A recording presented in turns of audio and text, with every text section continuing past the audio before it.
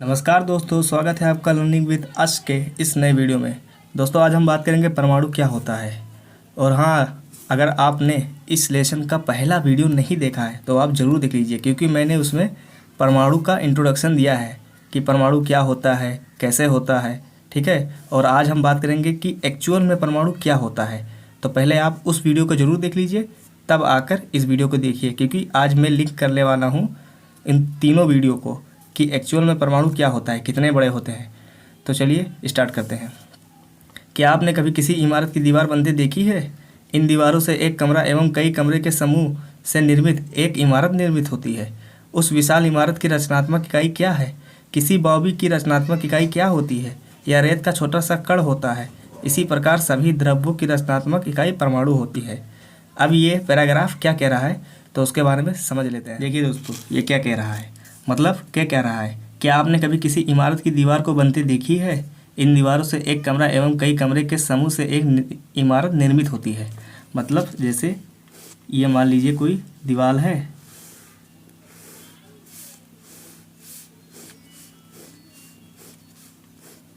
ठीक। अब ये दीवारें मिल के एक कमरे का निर्माण होगा, और जब कमरे बनेंगे तो एक इमारत का निर्माण होता है। ये लाइन यही कह रहा है। उस विशाल इमारत की रचनात्मक इकाई क्या है? मतलब जो इमारत बनी है, बहुत बड़ी इमारत, तो उसकी इकाई मतलब वो किन चीज़ों से मिलकर, मतलब कितने छोटे छोटे कणों से मिलकर बना है जो इतनी विशाल बन गई। किसी बॉबी की रचनात्मक इकाई क्या होती है? मतलब जो यही इमारत है, इसकी रचनात्मक इकाई क्या है? मतलब ये कैसे बन गई इतनी छोटी छोटी। ये बॉबी का मतलब जानते हैं क्या होता है? जैसे कोई मीनार, बहुत ऊंची मीनार, ठीक है, कोई मीनार, उसी को एंट हिल कहते हैं। यह रेत का छोटा सा कण होता है। मतलब रेत का छोटा कण यानी बालू, जिससे सीमेंट को मिलाकर उसको बनाया जाता है। तो उसी से तो मिल के बनते हैं ये, एक ईंटा एक ईंटे के ऊपर, एक ईंटा एक ईंटे के ऊपर। इसी प्रकार से दीवार बनती जाती है, इमारत हमारा बन जाता है, मीनार ऐसी ही बन जाता है इसी प्रकार से। तो रेत का छोटा सा कण होता है। इसी प्रकार सभी द्रव्यों की रचनात्मक इकाई परमाणु होती है। यानी जैसे जब दीवार बनती है तो उसका बनने का कारण क्या है? रेत का एक छोटा सा कण, मतलब जिन्हें हम बालू कहते हैं, और उसमें सीमेंट मिलाकर उससे दीवार निर्मित करते हैं। एक के ऊपर एक ईंट रखकर जोड़कर दीवार निर्मित होती जाती है। लेकिन यहाँ पर क्या दिया है? द्रव्य। द्रव्य के बारे में मैंने आपको बताया था, ब्रह्मांड में स्थित हर वह वस्तु जो द्रव्य कहलाती है। ठीक है, तो इसी प्रकार सभी द्रव्यों की रचनात्मक इकाई परमाणु होती है। जैसे कोई भी द्रव्य, मान लीजिए ये पेन ही है, तो इसकी रचनात्मक इकाई क्या है? परमाणु। परमाणु से मिल के ये इस प्रकार से बना है। ठीक है, अब चलिए बात करते हैं परमाणु क्या होते हैं। परमाणु क्या होते हैं? परमाणु बहुत ही छोटे होते हैं। इतने छोटे होते हैं दोस्तों कि हम अपने आँखों से इन्हें देख भी नहीं सकते हैं। अभी पता चलेगा कि ये कितने छोटे होते हैं एक्चुअल में। ये किसी भी वस्तु जिसकी हम कल्पना या तुलना कर सकते हैं, ये से भी बहुत छोटे होते हैं। मतलब ये कोई भी वस्तु है जिसकी हम कल्पना कर सकते हैं केवल, या कल्पना या तुलना कर सकते हैं बस। ठीक है, लेकिन देख नहीं सकते। कल्पना मतलब सोच सकते हैं कितना छोटा होता होगा। से भी छोटे होते, उससे भी छोटे होते हैं। लाखों परमाणुओं को जब एक के ऊपर चट्टे के ऊपर में रखें तो बड़ी कठिनाई से कागज़ की एक शीट जितनी मोटी परत बनती है। जैसे यह कागज़ की एक शीट मोटी परत है, अब अगर इसके ऊपर लाख परमाणुओं को रखा जाए तब जाकर इतनी मोटी एक शीट परत बनेगी कागज़ की। अब सोच लीजिए कितना छोटा होता होगा। अब देखिए यहाँ पर दिया गया है त्रिज्या। परमाणु त्रिज्या को नैनोमीटर में मापा जाता है। इसको आप याद रखिएगा, ये बहुत इंपॉर्टेंट लाइन है। परमाणु त्रिज्या को नैनोमीटर में मापा जाता है। कितना होता है 1 नैनोमीटर? 10⁻⁻⁹। यानी 1 मीटर में कितने सेंटीमीटर होते हैं? 100। तो 1 नैनोमीटर में कितने मीटर होते हैं? 10⁻⁹। तो 1 नैनोमीटर में 10⁻⁹ मीटर। ठीक है, 1 मीटर का आपको पता ही होगा कितना बड़ा होता है। इतना बड़ा 1 मीटर ज़्यादा से ज़्यादा। ठीक है, 1 मीटर मान लीजिए 1 मीटर। ठीक है, और यहाँ पर दिया है 10⁻⁹। इसको आप ज़्यादा मत समझिए, ये 10⁹ नहीं है कि ये बढ़ता चला जाएगा। मतलब और भी छोटा, और भी छोटा, मतलब मीटर से भी छोटा। ठीक है, 1 मीटर मान लीजिए इतना बड़ा होता है, तो 10⁻⁹ कहीं जाकर इतना बड़ा हुआ, इतना बड़ा 10⁻⁹। अगर 10⁹ होता तब तो बहुत बड़ी हो जाती, लेकिन माइनस लगा है यानी घटते हुए और भी पीछे, ठीक है, ये कह रहा है यहाँ पर। अब यहाँ पर दोस्तों देखिए सापेक्ष आकार, मतलब यहाँ पर वस्तुओं से तुलना की गई है कि जो परमाणु है वो कितने छोटा होता है और मीटर में मापा गया है, ठीक है। तो देखिए जो हाइड्रोजन परमाणु, मतलब हाइड्रोजन तत्व जिसका परमाणु क्रमांक 1, द्रव्यमान संख्या भी 1 होता है उसका, तो हाइड्रोजन परमाणु यानी बहुत ही छोटा, ठीक है। और तो उसका परमाणु त्रिज्या कितनी होती है, 10⁻⁻10 मीटर, मीटर में है ये। जल का एक अणु मतलब H2O, H2O जो आप जल का सूत्र जानते हैं, H2O एक अणु है यहाँ पर, तो जल का एक अणु की त्रिज्या कितनी होगी, परमाणु त्रिज्या 10⁻⁹। हीमोग्लोबिन अणु, हीमोग्लोबिन क्या होता है, जो हमारे रक्त में पाई जाती है उसे हीमोग्लोबिन कहते हैं। रक्त में जो पाई जाने वाली होती है नहीं, जिससे हमारा रक्त लाल होता है, उसी को मतलब हीमोग्लोबिन कहते हैं। इसका त्रिज्या कितनी होती है, 10⁻⁸। रेत का कण, रेत का कण यानी बालू का कण, कितना इसकी त्रिज्या होगी, 10⁻⁴ मीटर। चींटी 10⁻³ मीटर, इसी तरह सेब 10⁻⁻1, ठीक है। चलिए आगे बढ़ते हैं। जब परमाणु का आकार इतना सूक्ष्म है कि हम इसे नग्न मान सकते हैं, मतलब ना देखने के बराबर ही मान सकते हैं, तो हम इसके बारे में क्यों सोचें, हम मतलब क्यों सोचें, जब हम इसको देख ही नहीं सकते तो इसके बारे में सोचें क्यों, कह रहा है ये। हम इसके बारे में इसलिए सोचते हैं क्योंकि हमारा पूरा विश्व ही परमाणुओं से बना है। इस लाइन का महत्व है दोस्तों। यहाँ पर कह रहा है हम इसके बारे में आखिर क्यों सोचें, सही बात है, जो हमको दिख नहीं रहा है तो हम उसके बारे में क्यों सोचें। इसलिए सोचें क्योंकि जो हमारा पूरा विश्व बना है वो परमाणुओं से ही मिलकर बना है। जैसे एक एग्जाम्पल यहाँ पर था कि दीवार से इमारत बन जाती है, बॉबी एक बन जाती है बालू की इकाई रख रख के, तो यहाँ पर भी वही चीज़ कहा गया है। चलिए आगे देखते हैं। चाहे हम उन्हें देख नहीं सके फिर भी वे यहाँ विद्यमान हैं तथा हमारे प्रत्येक क्रियाकलापों पर उनका प्रभाव पड़ता रहता है। अब हम आधुनिक तकनीकों की सहायता से तत्वों की सतहों से आवर्धित प्रतिबिंबों को दिखा सकते हैं। उनमें उपस्थित परमाणु स्पष्ट दिखाई देते हैं। जैसे कोई वस्तु है तो देखिए उसमें परमाणु किस टाइप से दिखाई देते हैं, यहाँ पर दिखाया गया है। देखिए ये है सिलिकॉन सतह का प्रतिबिंब।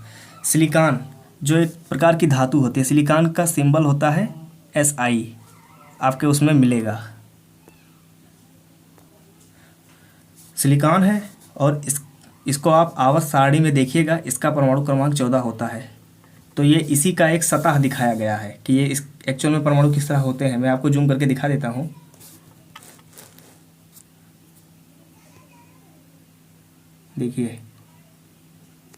देखिए किस तरह से परमाणु बिछे हुए हैं। और ये जो सिलिकॉन है ये सिलिकॉन के सतह पर जो अणु बिछते हैं वही दिखाया गया है यहाँ पर।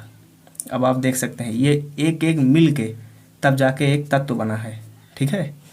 चलिए, विभिन्न तत्वों के परमाणुओं के आधुनिक प्रतीक क्या हैं? डाल्टन ऐसे प्रथम वैज्ञानिक थे जिन्होंने तत्वों के प्रतीक का प्रयोग अत्यंत विशिष्ट अर्थ में किया। इसको दोस्तों हम आगे समझाते हैं, पहले इसके बारे में देख लें क्या है। उन्होंने किसी तत्व के प्रतीक का प्रयोग किया तो यह प्रतीक उस तत्व की एक निश्चित मात्रा की ओर इंगित करता था, अर्थात यह प्रतीक तत्व के एक परमाणु को प्रदर्शित करता था। बर्जीलियस ने तत्वों के ऐसे प्रतीक का सुझाव दिया जो उन तत्वों के नामों के 1 या 2 अक्षर से प्रदर्शित होता था। जैसे आपने देखा होगा आवर्त सारणी में, आपको बताते हैं। जैसे ये लाइन कह रहा है जो यहाँ पर कि बर्जीलियस ने तत्वों के ऐसे प्रतीक का सुझाव दिया जो उन तत्वों के नामों के 1 या 2 अक्षर से प्रदर्शित होता है। जैसे हाइड्रोजन, एग्जाम्पल में हाइड्रोजन है तो इसका तत्व का प्रतीक क्या होता है, कैपिटल H, ठीक। अब मान लीजिए सिलिकॉन, जो आपको एग्जाम्पल दिया था अभी पहले, तो इसका प्रतीक क्या होता है, Si, यानी उन तत्वों के नामों के 1 या 2 अक्षरों से प्रदर्शित करते हैं ये प्रतीक, ठीक है। अब आगे जो डाल्टन ने अपने प्रतीक दिए थे वो देखिए किस टाइप से। उन्होंने नाम नहीं दिया था, उन्होंने केवल प्रतीक बनाया था। और नाम जैसे मतलब नाम का प्रतीक नहीं दिया था, जैसे हाइड्रोजन का H ले लिए, कार्बन का C ले लिया, ऑक्सीजन का O ले लिया, इस टाइप से नहीं। वो तो बर्जीलियस ने किया था, लेकिन जो डाल्टन ने किया था वो डाल्टन ने उसका एक प्रतीक बना दिया था। ठीक है, जैसे हाइड्रोजन का प्रतीक है, एक गोला बनाकर बीच में बिंदी रख दें। देखिए जैसे हाइड्रोजन का प्रतीक है, बीच में बिंदी, ये हाइड्रोजन है। जैसे फास्फोरस का है, ये फास्फोरस का प्रतीक है। इसी टाइप से कॉपर का है, गोल्ड का है, कार्बन का, सल्फर, मतलब उसी में डिजाइनिंग करके एक मतलब सिंबल बना देते थे कि हाँ ये उसका अवतत्व है। ठीक है, अब चलिए आगे बढ़ते हैं। प्रारंभ में तत्वों के नामों की व्युत्पत्ति उन स्थानों के नामों से की गई जहाँ वे सर्वप्रथम पाए गए थे। मतलब जो तत्व जहाँ से पाए गए थे, जहाँ से तत्व जहाँ पर पाए गए थे, उसी के नाम से उस तत्व का नाम हो गया। ठीक है, मतलब जैसे कोई तत्व हाइड्रोजन, तो हाइड्रोजन से रिलेटेड किसी जगह पर पाया गया होगा, हाइड्रोजियस, कुछ भी, मतलब कोई भी नाम हो सकता है। यहाँ पर दिया नहीं गया है, अभी बता रहे हैं, कोई एग्जांपल है। ठीक है, तो उसी से रिलेटेड उसका नाम दे दिया गया था जहाँ वे सर्वप्रथम पाए गए थे। उदाहरण स्वरूप कॉपर, कॉपर का नाम साइप्रस से व्युत्पन्न हुआ है, मतलब साइप्रस। अब ये साइप्रस कोई स्थान था जहाँ पर कॉपर पाया गया, तो जो जब कॉपर पाया गया तो उन्हें थोड़ा पता था कि यह कॉपर ही है, उन्होंने साइप्रस के नाम की जगह पर कॉपर नाम रख दिया उसका, क्योंकि साइप्रस के स्थान से पाया गया है। कुछ तत्वों के नामों को विशिष्ट रंगों से लिया गया है, उदाहरण स्वर्ण, गोल्ड। ठीक है, जैसे सोना जो है उसको रंग के आधार पर नाम दिया गया है। जैसे स्वर्ण है तो उसको स्वर्ण नहीं कहा गया, उससे गोल्ड कहा गया, क्योंकि वो गोल्डन कलर का होता है। ठीक है, का अंग्रेजी नाम के उस शब्द से लिया गया है जिसका अर्थ होता है पीला। अब गोल्ड का अर्थ मतलब सोना कलर मत समझिए, पीला होता है। ठीक है, आगे बढ़ते हैं। International union of pure and applied chemistry. ठीक है, मतलब IUPAC, इसको आप याद रखिए, IUPAC international union of pure and applied chemistry एक अंतर्राष्ट्रीय वैज्ञानिक संस्था है। चलिए इसके बारे में कुछ बता देते हैं आपको, ये क्या है। IUPAC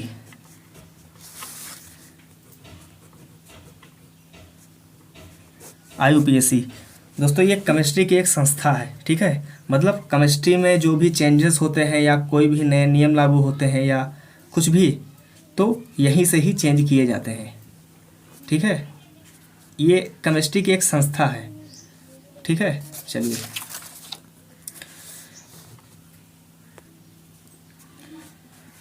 तत्वों के नामों से प्रतीकों और मात्रकों की स्वीकृति प्रदान करती है। अधिकतर तत्वों के प्रतीक उन तत्वों के अंग्रेजी नामों के एक या दो अक्षरों से बने होते हैं, मैंने आपको पहले ही बताया है। किसी प्रतीक के पहले अक्षर को सदैव बड़े अक्षर में तथा दूसरे अक्षर को छोटे अक्षर में लिखा जाता है। मतलब जैसे हाइड्रोजन है, मान लीजिए यहाँ पर एग्जांपल, जैसे हाइड्रोजन का अगर मैंने केवल एक लेटर लिया तो उसको कैपिटल H से लिखा दिखाएंगे। और जैसे सिलिकॉन है, सिलिकॉन, तो अगर मैंने इसका प्रतीक लिया तो S तो ले नहीं सकते, अगर हम S लेते हैं तो कैपिटल S से दिखाते, लेकिन I है तो क्या I भी कैपिटल में लिख देंगे? नहीं लिखेंगे, जो सेकंड अक्षर होगा उसको ही स्मॉल लेटर में लिख देंगे। इस टाइप से इसका प्रतीक होगा। ठीक है, अब जैसे आप और एग्जांपल ले लीजिए, मान लीजिए यहाँ पर एग्जांपल है नियॉन। अब नियॉन जैसे है NEON। अब नियॉन मान लीजिए केवल मैंने N लिया तो N तो किसी और का हो चुका है ना, जैसे नाइट्रोजन का है, तो इसके लिए हमने क्या ले लिया? E ले लिया, यानी नियॉन हो गया इस टाइप से। लेकिन जो मतलब E है तो इस टाइप से हम नहीं लिखेंगे, N और कैपिटल E, जो सेकंड लेटर होगा वो स्मॉल में ही रहेगा, ये गलत हो जाएगा, ये सही होगा। ठीक है, जैसे यहाँ पर एग्जांपल में दिया गया है एल्युमिनियम, हाइड्रोजन, एल्युमिनियम का L स्मॉल में है, ना कि इस टाइप से कैपिटल L में होगा। ठीक है, जैसे कोबाल्ट CO स्मॉल O है, ना कि कैपिटल O और कैपिटल C, इस टाइप से नहीं होगा। कुछ तत्वों के प्रतीक उनके अंग्रेजी नामों के प्रथम अक्षर तथा बाद में आने वाले अक्षर के एक या अक्षर को संयुक्त करके बनाते हैं। उदाहरण क्लोरीन Cl जैसे, और जिंक Zn। और याद रखिएगा कैपिटल नहीं होना चाहिए, पहला अक्षर कैपिटल होगा, सेकंड लेटर स्मॉल में होगा। अन्य तत्वों के प्रतीक को लैटिन, जर्मन या ग्रीक भाषाओं में उनके नामों से बनाया गया है। उदाहरण लोह, आयरन, यानी लोहा जो होता है उसको आयरन कहते हैं, का प्रतीक क्या है, Fe। जो Fe है इसको फेरम कहते हैं, फेरम, FERRUM। फेरम का मतलब है ये लैटिन भाषा का नाम है। तो लैटिन जो है, लैटिन भाषा का नाम उसी के एक या दो अक्षर से उसका प्रतीक बना दिया गया है, ठीक है, जो उसके लैटिन भाषा फेरम, ठीक है, से व्युत्पन्न किया गया है। इसी प्रकार सोडियम का प्रतीक Na है तथा पोटेशियम का प्रतीक K है, क्रमशः उसी टाइप से नेट्रियम एवं कैल्शियम से व्युत्पन्न है। इस प्रकार जो नाइट्रोजन है, ये सोडियम है वो नेट्रियम से व्युत्पन्न है, मतलब उसका लैटिन भाषा में नाम क्या है, नेट्रियम, और पोटेशियम का लैटिन भाषा का क्या नाम है, कैलियम। उस टाइप से इसका प्रतीक दिया गया है। इस प्रकार प्रत्येक तत्व का एक नाम एवं एक अद्वितीय रासायनिक प्रतीक होता है, ठीक है। यहाँ पर कुछ प्रतीक दिए गए हैं, इसको आप ध्यानपूर्वक देख लीजिएगा और इसको याद कर भी कर लीजिएगा, ठीक है। जब कभी आप तत्वों का अध्ययन करें तो आपके संदर्भ के लिए उपरोक्त सारणी दी गई है। इस पूरी सारणी को एक बार में याद करने की आवश्यकता नहीं है, यानी मतलब कि हम एक बार ही याद कर ले इसको और फिर छोड़ दें, ठीक है। समय समय पर एवं बार बार उपयोग करते रहने से आप स्वतः ही इन प्रतीकों का निर्मित सीख जाएंगे। मतलब कभी, मतलब जैसे हम डेली थोड़ा सा देखें, इसको भी देख लें, मतलब डेली देखा करें तो हम समझ जाएंगे इसको याद, मतलब हमको याद नहीं करना है इसको कि आज ही एक दिन याद कर लिए फिर छोड़ दिए, केवल आज देख लेते हैं फिर कल देखेंगे, ऐसे डेली देखते रहेंगे, वो हमको हमेशा के लिए याद होगा। परमाणु द्रव्यमान। डाल्टन के परमाणु सिद्धांत की सबसे विशिष्ट संकल्पना परमाणु द्रव्यमान की थी। मतलब जो उन्होंने सिद्धांत दिया था डाल्टन का परमाणु सिद्धांत, उसमें सबसे विशिष्ट संकल्पना जो थी परमाणु द्रव्यमान की थी। उसके अनुसार प्रत्येक तत्व का एक अभिलाक्षणिक परमाणु द्रव्यमान होता है, यानी हर तत्व का अलग अलग द्रव्यमान होगा, यानी वो जो तत्व है उसका अलग अलग भार होगा, ठीक है। डाल्टन का सिद्धांत स्थिर अनुपात के नियम को इतनी भली भांति समझाने में समर्थ था कि वैज्ञानिक इससे प्रेरित होकर परमाणु द्रव्यमान को मापने की ओर अग्रसर हुए। चूँकि एक परमाणु के द्रव्यमान को ज्ञात करना अपेक्षाकृत कठिन कार्य था, इसलिए रासायनिक संयोजन के नियम के उपयोग एवं व्युत्पन्न यौगिक के द्वारा सापेक्ष परमाणु द्रव्यमान को ज्ञात किया गया।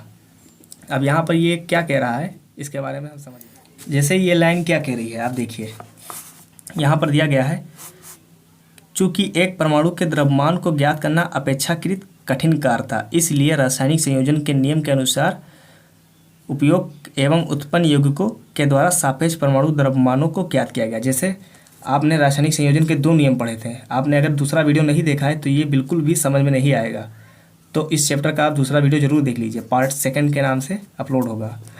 तो देखिए यहाँ पर रासायनिक संयोजन के 2 नियम थे, एक था, पहला नियम जो था वो द्रव्यमान का था और दूसरा नियम स्थिर अनुपात का था। स्थिर अनुपात, द्रव्यमान का जो नियम था वो ये था कि जैसे कोई तत्व है, मतलब जैसे मान लीजिए हाइड्रोजन और ऑक्सीजन, ठीक है। अब यहाँ पर देखिए, जैसे हाइड्रोजन जब ये क्रिया करेंगे तो क्या बनेगा, जल ही तो बनेगा। एग्जाम्पल है, इसके लिए एग्जाम्पल है द्रव्यमान के लिए, तो क्या बनेगा H2O, जल। तो H कितनी बार आया है, 2 बार आया है, तो यानी इसको बैलेंस करने के लिए 2 बार कर देते हैं, ठीक है। और O कितनी बार है, 1 ही बार है, तो 1 बार O है इधर भी, और जो हाइड्रोजन है ये भी यहाँ पर 2 बार और ये भी 2 बार, बराबर हो गया, इक्वेशन बराबर है ना। अब द्रव्यमान देखिए, द्रव्यमान का नियम क्या है, जितना द्रव्यमान इधर का होगा उतना द्रव्यमान इधर का भी होगा, यानी अभिक्रिया से पूर्व का द्रव्यमान और अभिक्रिया के बाद का द्रव्यमान दोनों बराबर होंगे, ठीक है। यही द्रव्यमान संरक्षण का नियम है, ठीक है। अब दोस्तों ये आपको समझ में आया नहीं, देखिए जैसे हाइड्रोजन है और ऑक्सीजन, जब इनकी क्रिया होती है तो क्या बनता है, जल ही तो बनता है, ठीक है।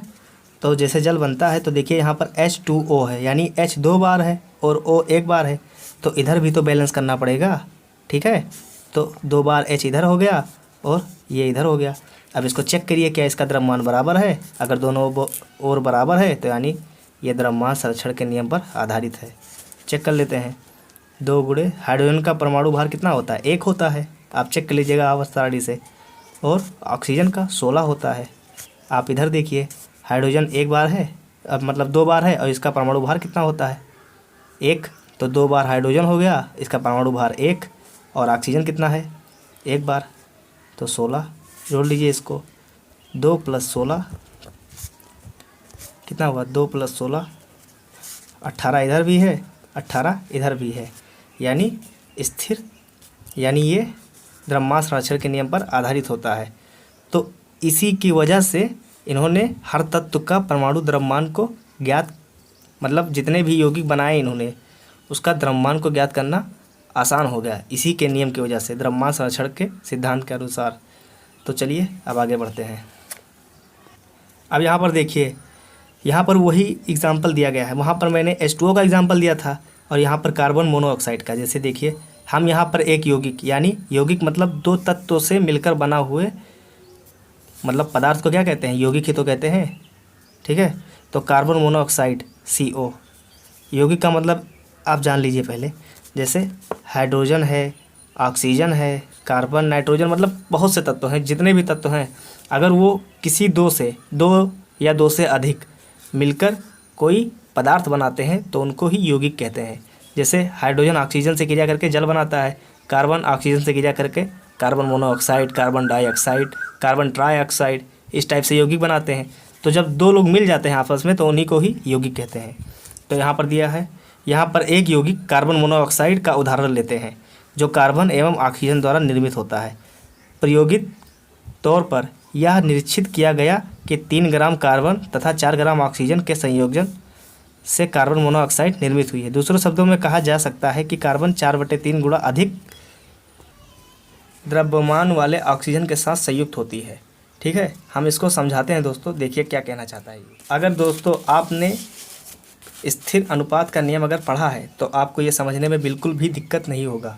ठीक है, जो यहाँ पर दिया गया है कार्बन मोनोऑक्साइड, ये देखिए कार्बन मोनोऑक्साइड का जो एग्जांपल दिया गया है, अगर आपने स्थिर अनुपात का नियम पढ़ा है तो इसको समझने में कोई भी कठिनाई नहीं होगी। ठीक है, मैंने आपको पहला एग्जांपल दिया था हाइड्रोजन का, जो द्रव्यमान संरक्षण के सिद्धांत पर आधारित था, और ये स्थिर अनुपात के नियम के आधार। तो देखिए यहाँ पर क्या कहा है, 3 ग्राम कार्बन 4 ग्राम ऑक्सीजन। ठीक है, यही तो कहा है यहाँ पर। तो चलिए देखते हैं। जैसे यहाँ पर मान लीजिए कार्बन मोनोऑक्साइड है, कार्बन मोनोऑक्साइड CO। ठीक है, तो इसका द्रव्यमान कितना होता है? कार्बन का 12 होता है, ठीक। और ऑक्सीजन का द्रव्यमान भार कितना होता है? 16 होता है।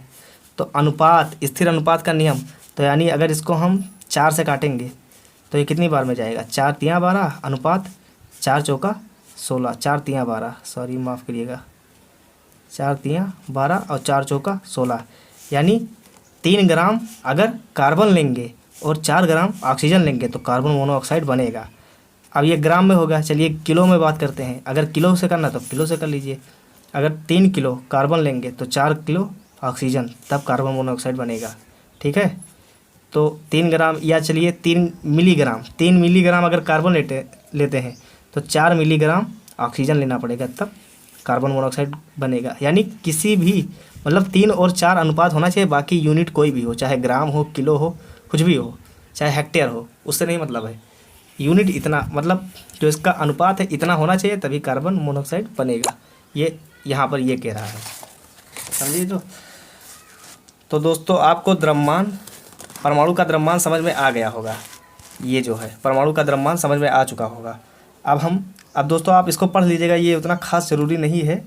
ठीक है, ये तत्वों के परमाणु क्रमांकों से रिलेटेड है, तो आप उसको याद कर लीजिएगा। यहाँ पर दिया गया है कुछ तत्वों के परमाणु द्रव्यमान, तो आप इसको याद कर लीजिएगा। और बाकी जो है अब हम अगली वीडियो में पढ़ेंगे, ठीक है, और कुछ क्वेश्चंस भी सॉल्व करेंगे। अब अगले वीडियो में हम पढ़ेंगे कि अणु क्या होते हैं। ठीक है, जैसे आज हमने जाना परमाणु क्या होते हैं, मैं आपको थोड़ा सा इसका शॉर्ट में बता दे रहा हूँ कि परमाणु क्या होते हैं। जैसे मैंने आपको पहले बताया, परमाणु जो है कि कोई द्रव्य यानी पदार्थ है, तो उसको जो तोड़ते जाएं तो लास्ट में एक ऐसी स्थिति आती है कि उसको तोड़ना असंभव, मतलब वो अविभाज्य हो जाता है, तो उसको ही परमाणु कहते हैं। फिर मैंने आपको बताया डाल्टन का सिद्धांत। तो डाल्टन का सिद्धांत जैसे उन्होंने बताया, उन्होंने रासायनिक संयोजन के नियम की सहायता से उन्होंने बता पाए कि ये परमाणु क्या होता है। ठीक है, जब आप रासायनिक संयोजन के नियम पढ़ेंगे तो आप समझ जाएंगे कि डाल्टन सर क्या कहना चाहते थे आखिर में। ठीक है, दूसरी बात, अगर हम 1,00,000 परमाणुओं को एक के ऊपर अगर रखते जाएं तब एक कागज़ की इतनी पतली शीट तैयार होती है। अब आप सोच सकते हैं कि परमाणु कितना छोटा होता होगा। ठीक है, तो इसी प्रकार से है।